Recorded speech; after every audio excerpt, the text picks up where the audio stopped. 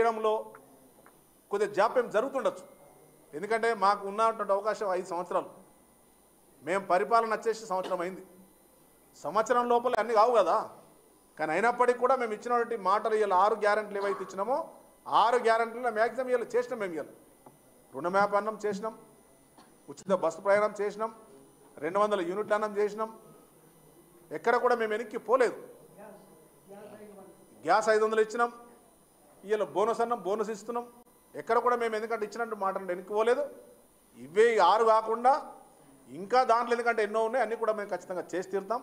ఎక్కడ కూడా ప్రజలు ఇలా మమ్మల్ని ఇలా సంతోషంగా హ్యాపీగా ఎందుకంటే సంతోషంగా ఉన్నారు. వీళ్ళు ప్రతిపక్షాలు రెచ్చగొట్టే ప్రయత్నం చేస్తున్నారు.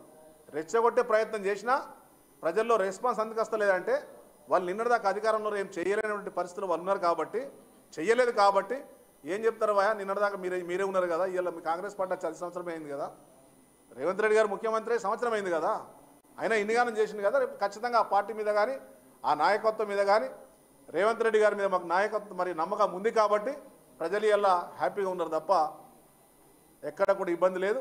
ఇబ్బంది ఎవరికి ఉన్నదంటే ప్రతిపక్షాలకు ఉన్నది.